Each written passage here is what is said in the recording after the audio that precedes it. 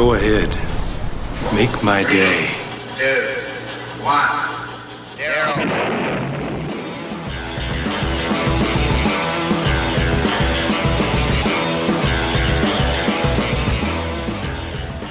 Hello and welcome to Right and Writer, the official podcast of the Washington Free Beacon. I am your host, Elizabeth Harrington. You can follow me on Twitter at LizWFB. Free Beacon Podcast is available on iTunes and Google Play. Please subscribe, tell your friends, and leave a review. Joining me as always is Free Beacon Editor-in-Chief Matthew Continett. You might remember him from such mainstream media shows as Red Eye and I'll Tell You What. You can follow him on Twitter at Continett. Hello, Matt. I'm in a mood. Oh, okay.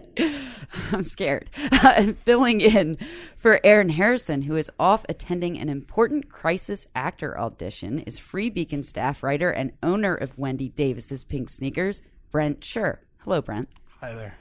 And we also welcome to the program today the chairman of the Washington Free Beacon, Michael Goldfarb, international man of mystery and licensed Republican consultant. He always keeps our panelists in line. Hello, Goldfarb. Pleasure as always. Up first on Right and Writer, Donald Trump expelled 60 Russian diplomats from the U.S. and closed down Russia's consulate in Seattle in retaliation for Moscow poisoning an ex-intelligence officer in the U.K. Matt, it looks like Putin's stooge is at it again. Right. Yeah, of course, Trump hasn't actually commented on the expulsion and hasn't said anything. He's trying to play this double game where the administration is taking a very hard line against Russia, and has been actually for the last year, while he himself either doesn't comment on any of these moves or tries to play up the prospect of friendship with Vladimir Putin and with Russia more generally. I'm all for expelling these. We call them diplomats. Many of them are just spies, right? If not all of them. But it's not going to do the trick. You have to go after the money, and there's more money in England. More Russian money in England to go after than there is in here. But still, we could do our part to go after the money here, too. Brent, the media, though, doesn't really give the administration, even if, it's the administration, not just Trump speaking out, they don't really give them credit on this for acting against Russia. Yeah, that was the first thing I noticed. My biggest takeaway was the second I walked into the office yesterday, I see an ad with Tom Steyer on there saying that Trump has done absolutely nothing to the Russians and that's why he needs to be impeached. And right after that was a CNN panel saying that the decision to kick all these Russians out of the country is actually playing right into Putin's hands and exactly what he wanted, and actually a huge mistake by Trump because the result will be that our spies will be kicked out of Russia at the exact time when we need them there. So really nothing this administration does matters when it comes to Russia. The media narrative's always going to be the same. Trump's a Putin stooge. We're doing this all because, Russia's controlling the White House. Goldfarb. How many spies did Obama leave in the country? I know. I mean, there were 60 spies left after Obama's little temper tantrum at the end of 2016. He left consulates open. He left dozens and dozens of spies. I guess that's scores when you get to 60. Didn't Trump close down the San Francisco consulate last summer? Yeah. Right. So he's already kicked out some. But he left 60. Right. And also, to Trump's credit, he's killed a lot more Russians than Obama ever did. Trump's America has killed several hundred Russians in Syria. There was that mysterious fire at a mall in Siberia over the weekend. So I feel like Trump's taking a pretty tough line. And, there's nobody who will out Russia hate me. But it's unfair. Yeah, Trump plays this ridiculous game where he wants to be friends with Putin. But the policy is the policy. The policy's not bad. I do have We're to say, killing Russians. My favorite thing are these, what was the name of this ex-spy that was murdered? Surkov or something. Surkov's the guy at the Kremlin. It's like a whatever his name is. There are these truthers, these Russia trolls and defenders of Putin who are truthers, saying, "Oh, there's no definitive proof that it was Russia poisoning this guy and his daughter." They used an agent that was like deliberate to show that they were the ones that did it. Yeah, of course. And these are the same people, too. Russia's always going on about how, well, we're all for sovereignty and respecting sovereignty and respecting the non-interference in the internal affairs of nations, where, of course, they interfere in everybody's business. And then they go and violate the sovereignty of other powers by attempting to murder, or in the case of Litvinenko 10, 12 years ago, literally murdering other people on foreign soil. So I've had enough of Russia. No, but it is a huge problem. Like I don't know, maybe my sense of this is wrong, but my sense of this is that this stuff did not go on a lot during the Cold War. That they weren't just murdering people in broad daylight in shopping centers in Western Europe. Putin's out of control, and somebody got to do something. It shows too how they're basically the change in the Russian ideology from Marxism, Leninism to just mafiosi behavior, which is what you'd expect from people gunning down or poisoning people in the streets. Right. Up next, more than 20 million people tuned in to watch a 60-minute special on campaign finance laws. Curiously, Anderson Cooper just wanted to talk about sex.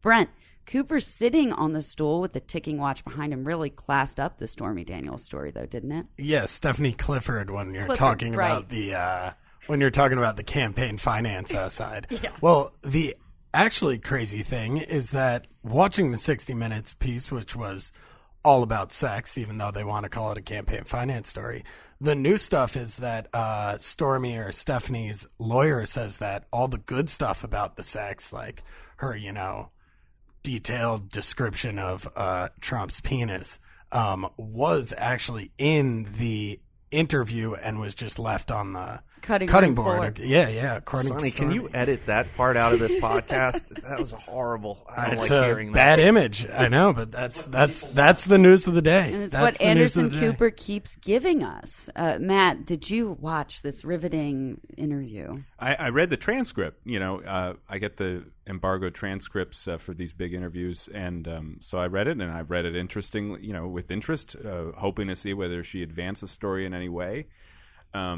She did not, other than this new accusation that she was visited by an unidentified male who told her to stay away from Donald Trump and it would be a shame of. Just classic kind of like 1940s film noir, nice kid gangster behavior. It'd be a shame something happened to your mama. Now there's no evidence that this ever happened other than her claim. Right. She could identify him, but she who? says, yeah, What? but I mean, this whole Stormy Daniels saga. The fascinating thing is this might just be the narrative for the rest of the presidency. And we're just going to be talking about her and what she does in the next strip club she goes to promote herself. And then I love these new spate of articles about how, Trump finally met a force that he can't deal with. Yeah. It's Stormy Daniels who's out-Trumping Trump. No, she's not. She's not. Trump, Trump's doing fine. But he's himself. Goldberg, this must be devastating news to all of Trump's supporters who had no idea he might have been a womanizer. Yeah, I mean, I guess the most interesting part of it for me was the condom discussion, because she kind of slut shamed herself. I don't know quite what happened there, but basically they're both sort of like shaking their heads at the fact that he didn't wear a condom to have sex with her. Is she like? What's Anderson Cooper's implication there, that she's dirty? But she said that she regretted not having a protected sex. Did she say that? I think so. I don't think so. I mean, I just read the transcript before we came in. She just sort of says, "Well, I didn't say anything." Like he had the power, and she regrets that she didn't say anything. But there was still the chance that she would end up on Apprentice. So, right, That was the whole point. She's like, but really, am I getting on Celebrity Apprentice or not? It is the lamest affair ever. I mean, do we want her her back? Literally, they were together. If she's right, they were together just once. She comes right on and says, "I'm not a victim." Right. It's unclear it's what. It's not a Me Too. She's not abiding by the agreement anyway. So what exactly are we all arguing over? Would we prefer that he wore a condom? Is that what we're saying as Americans? That we would prefer that? We need a national conversation about this. Okay, up next. Hundreds of thousands of useful idiots marched to disarm themselves over the weekend, carrying charming signs that called Republicans kid killers. Meanwhile, retired Supreme Court Justice John Paul Stevens is telling the kids that they should demand the Second Amendment be repealed. Matt, should we just listen to the children? Well, you have the children on one end of the spectrum, and then John Paul Stevens, who's approaching his centenary, on the other end. So it's kind of a youth-old age nexus here. Of course, the kids' demands are much milder than John Paul Stevens. They want the assault weapons ban back, and they want the Toomey Mansion background check bill. When I look at marches like this, I think of the history of the 1980s. And the history of the 1980s had some of the largest mobilizations in American history for a nuclear freeze, huge marches on the Mall multiple times to protest Reagan's AIDS policy or lack of an AIDS policy. And you know what? Nothing really happened. He won a second term. And he won a second term. He's now regarded as one of the great American presidents. I don't think Trump will ever be regarded as a great American president based on the nature of history writing. But he could be if he wanted to. He'd have to hire if he wanted to. He'd have to hire his own historians. But the point being, a lot of this is virtue signaling, and whenever I look at these margins and say, well, just tell me how to get there. They say end gun violence. How to get there? You know what would get there in a lot of places? Flooding the streets of Baltimore with police. Mm-hmm. Flooding 100,000, turn Baltimore into a military camp, and you will end gun violence. But no one really seems to want to go for the Continett option. Brent, and these kids, they didn't know anything. I mean, somebody was out there at the camera and saying, we clearly have to ban assault weapons. What's that? They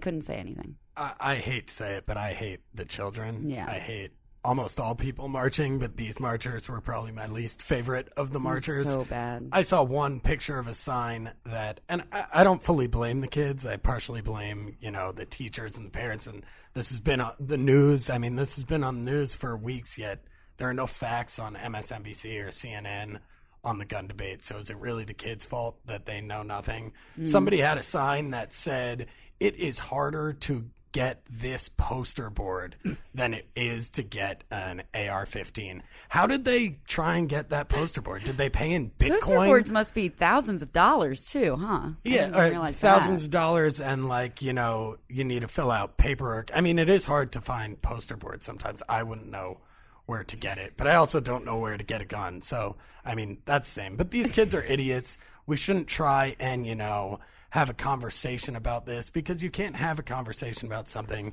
that has no facts and the answer. I mean, nothing matters. These kids are morons. We shouldn't listen to them. We shouldn't cover them.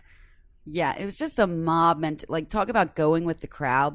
That's what these kids were doing, and their parents, who also had their poster boards colored in with Sharpies. I'm like, what? It's so juvenile. Like, what? You're a grown woman. Why are you making your own sign? 500,000 people took to the streets last year wearing pussy hats. True. And you're calling the kid. At least the kids. I'm calling their parents juvenile, but their own handmade signs. Yeah, it's all juvenile. I hate all marchers. They're all idiots.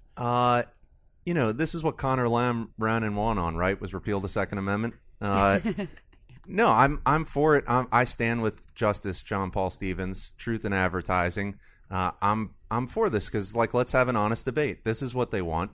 It's a debate that we are going to win in an absolute landslide. Same way I'm for a carbon tax, as long as it's printed on the receipt of everything everybody buys.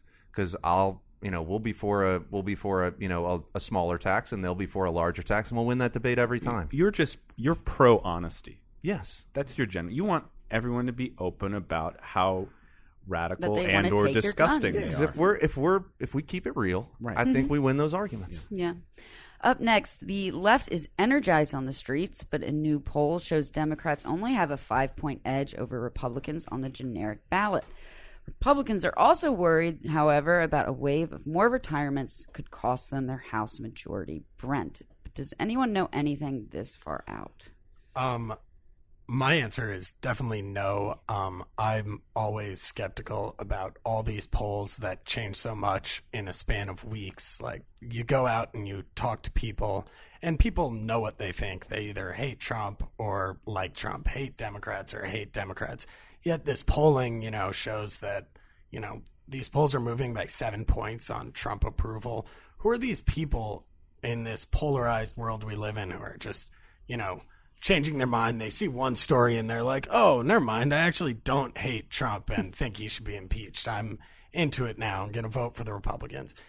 I mean, the tax bill, maybe when people are seeing their paychecks getting bigger, if that's happening, I could see that helping the Republicans on the ballot. But really, I don't think it's worth looking at 7 or 8 months in advance. The way our country is and the news cycle is, who knows what we're going to be talking about this November. It's crazy. Only Aaron Harrison knows. Yeah, I know. We need him here to Fortunately, really he's be busy trying to become a crisis actor. I have a slightly contrarian take on these polls. I actually think they are in part issue driven. If you look at it, now they're probably cyclical too, because he went up in January, then he fell in the end of February and early March, and now he's going back up again. But if you think about it, what was he doing in January and February before the decline? Well, he was fighting the Democrats over the wall and over changes to immigration law, which most people support, including, by the way, offering citizenship to the DACA population in exchange for the wall and reforms to legal immigration. Okay. Then he fades away. Nothing. I don't even recall what we were arguing about during his decline. But then in recent weeks, what has he done? Oh, well, he's been slapping these tariffs on steel and aluminum and being more aggressive toward China, and he's going back up again. So it seems to me, actually, it's the Trump issues, which are not traditionally Republican or conservative issues, are helping him. Though it may just go down again. The best metaphor to think of Trump's approval, I forget who came up with it, is as a water balloon. You push it down, but eventually it rises back to its level. And his level, that's a water weenie. That's the water weenie. That's what Stephanie Clifford said. Any case, his natural level, where the water object is about 45%. Okay, before we jump into our culture topics, it's time to check in with our favorite pop culture expert and staff writer at the Free Beacon, Natalie Johnson. Hello, Natalie. Hello, Liz. So up first, we have very spectacular breaking news about Britney Spears. What's going on? We do. Our very own Britney Spears has been named the face of Kenzo's 2018 spring campaign. And I am so pumped. We had a New Yorker piece come out yesterday, I believe, saying that in her 20 plus years of fame, she has never been the face of a major fashion campaign, which is just insane to me. Yeah, she's only had Kohl's, right? Yeah. Candies at Kohl's. Yeah, which is so beneath Britney. I buy anything Britney tells me to buy, I will buy. For this podcast, I'm currently wearing Britney Spears Fantasy perfume. Okay? Ooh. So anything she tells me to buy. Good. Oh, thank you, Liz. So anything she tells me to buy, I'll buy. And it's a travesty that she has yet to have her own fashion campaign. She's a babe. She is a babe, a legend. She looks great. She's still doing strong. Still got the music. I recently saw her in Vegas. She looked banging. Oh, you did? I did. Was it as good as advertised? Oh, I gotta even make better. It out there. Even better. Exceeded expectations. All right. I also wanted to ask you, explain, first of all, who is Cardi B and why is she in the news? Cardi B is a female rapper from the Bronx. She is being compared to Nicki Minaj. She was in the news because she recently tweeted out or put on Instagram this video complaining how she's taxed 40% and has zero idea where the government puts her money. And so she's now asking for receipts from the government as to where her money is going. And now I pointed out the fact that I think she has a great platform for this because she was actually a stripper prior to becoming a rapper. And so that was very problematic for you on Twitter. It was very problematic. I was just pointing it out. I think her story is incredible, and I think that she has an awesome platform to call for. How, if I may interject, yes. How does the stripping relate to the taxation debate? Because she worked so hard for that money. She needs to know where it went. Yeah. Okay. Right. Okay. But she didn't raise the issue until she became. Do you think that she declared all her income when she was a stripper? No, probably not. Right. So that's what I think. But happened. I think because she's a stripper, right, or was a stripper, she deserves to know where that hard-earned money went. But anyway, I posted it on Twitter, and I brought up the fact that she had been a Twitter, and I was accused of sexism and slut-shaming when really I said that her story was remarkable. I think we all deserve to know where this money is going, because right before this rant came out, I was ranting about this myself because I was looking at my taxes, and wait a minute, they took almost half my money. And every day I'm driving through the town and I'm about to blow my tires out because there's potholes. Where the hell is it going? Single people get totally screwed over. And which leads me to my next topic, because the Craigslist personal section we thought was taken down. Thank God that was fake news by NPR, because we have misconnections out there, you know. We do. So I have a personal affection for misconnections. I think it was last year, maybe. I was going on a run. I stopped by the Capitol to take a picture. This really cute guy came up to talk to me. He was in the Marines, you know, my type of man. And we talked for about 10 minutes, and then, boom, he was gone. So I was a little bit tipsy, and our former colleague, Maddie Wiest, and I posted on Misconnections. A week later, I didn't respond. I didn't hear from him, but a Washington Post reporter reached out to me through Craigslist, asking me to comment in their story. I turned that down. About misconnections. Yeah, yes. But so this child sex trafficking on the internet bill is apparently NPR said this is the reason why Craigslist had to shut down their misconnections. So we saw this on Friday and we were like, no. But then we checked today and it turns out it was fake news. It was fake news. Misconnections was just turned to a different section on the Craigslist They moved website. it from personals into community, which I fully endorse. It is a very great community feature. And now Liz and I can search on there and see who missed us. And then pay less taxes. Exactly. Maybe one day. Perfect. Okay. Thank you so much for this important culture update, Natalie. Of course. Have a good one. Our first topic in our culture round of Right and Writer, a group of scolds is going after Netflix for featuring too much cigarette smoking on its platform. The group counted 319, quote, smoking incidents, which is basically amounted to one episode of the cop chain smoking in Stranger Things. Matt, it is an indisputable fact that smoking makes every movie and TV show better. Smoking is cool. This was something that they knew in the early cinema, you know, in the 20s and 30s and 40s. It always adds that effect of the smoke, the texture. Yeah. Here's the problem with Netflix, and it's similar to them, you know, removing all aspects of Kevin Spacey's filmography from their platform, and now they're being pressured, you know, to erase cigarette smoking. And if they give in to the pressure, which these large corporations often do, and decide to be woke, well, then you won't see any. All of a sudden, David Harbour, who plays that great character in Stranger Things, which is set during a time when a lot of adults smoked, he will not be smoking anymore. So I worry about, again, this alliance between the tech platforms and the social justice warriors. This study, by the way, is total bullcrap, because the fourth top show on Netflix, they have Fuller House. They list 22 smoking incidents. They're not smoking on Fuller House. What is this? I couldn't tell you whether they're smoking on Fuller House. I asked my sister; she watched it. And there's no smoking. There's no.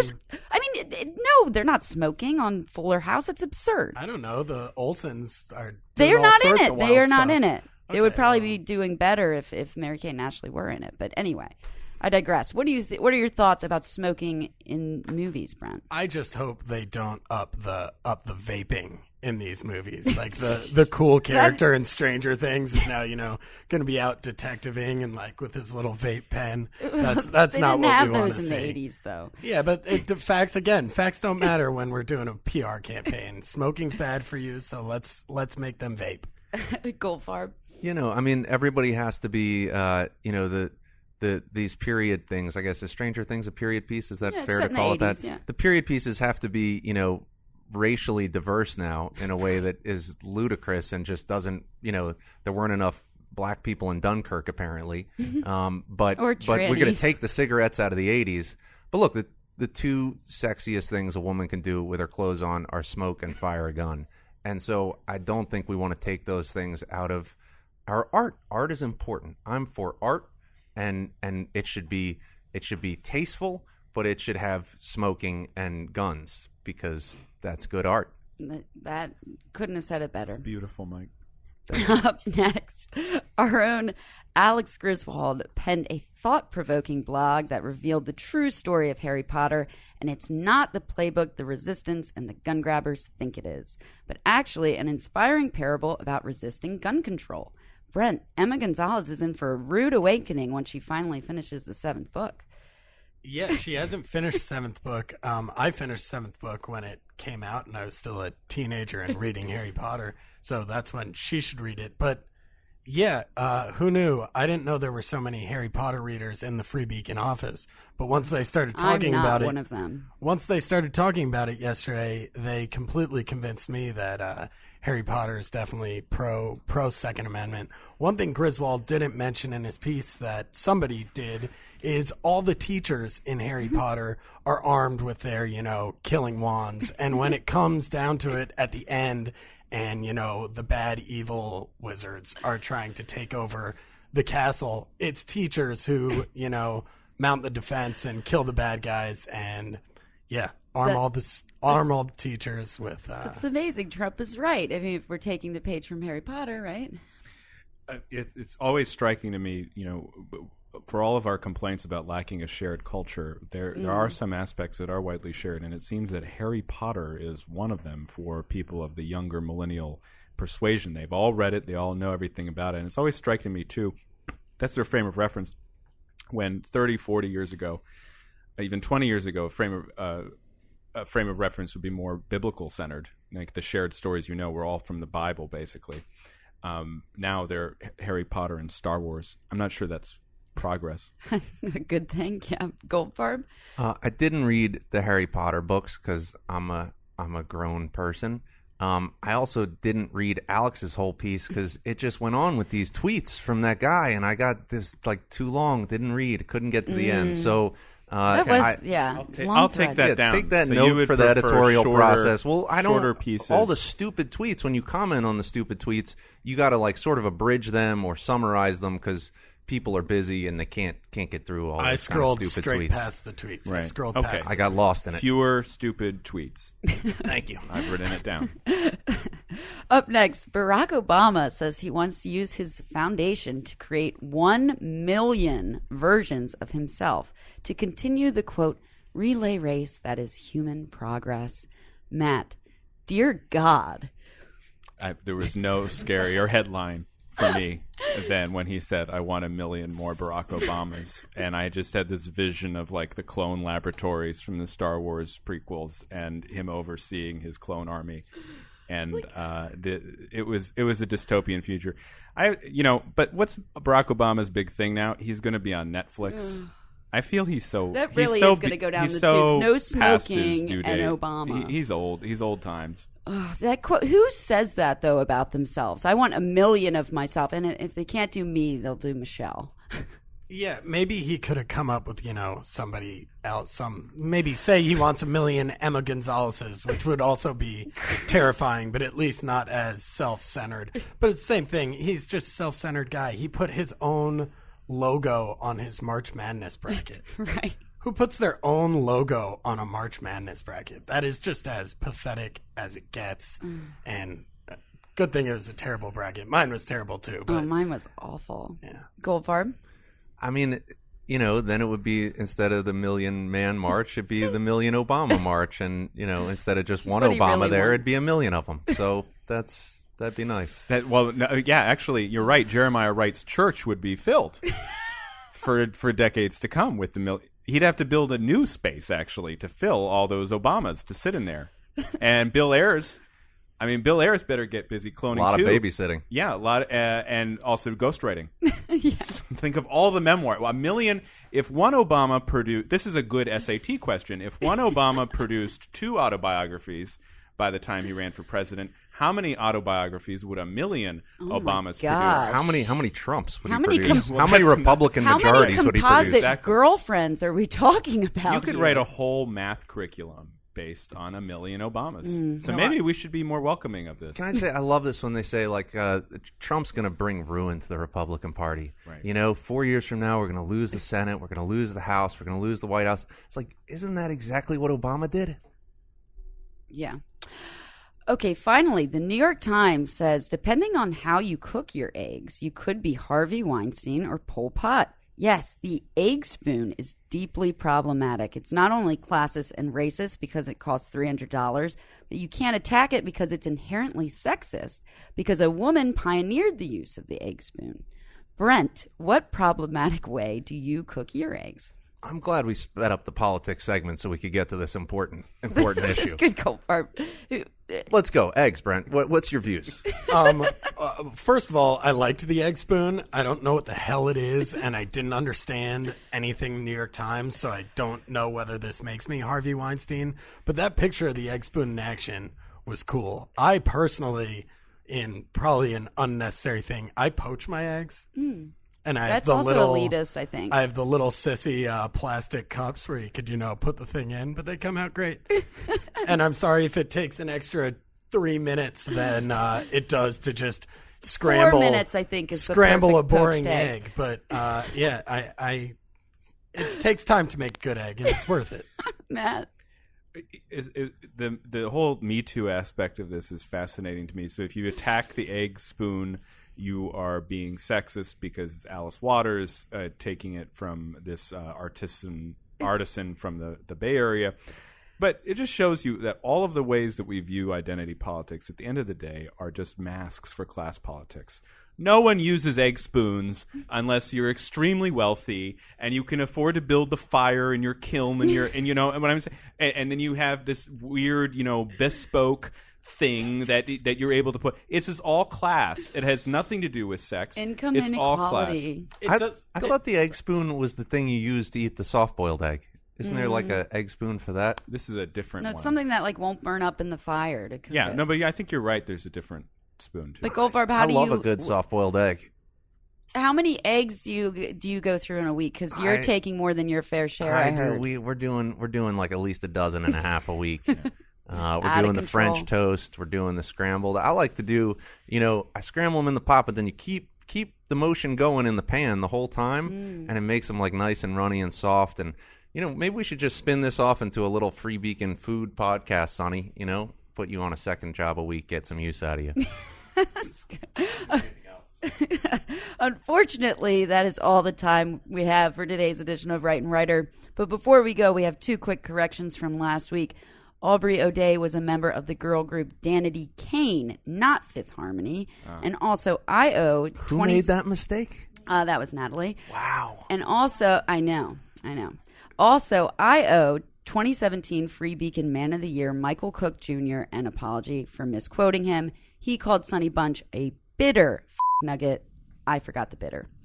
I'd like to give a special thanks to our producer, Louis Bunch IV, and of course our Free Beacon guests, Matthew Continett, Brent Scher, Michael Goldfarb, and Natalie Johnson. Remember, find us on iTunes and Google Play. Just search for Free Beacon. Please subscribe, tell your friends, and leave a positive review like listener H. Kramer, who praised Goldfarb and Continetti's dad-like reactions to pop culture topics and says Harrington is a, quote, fantastic host. Until next time.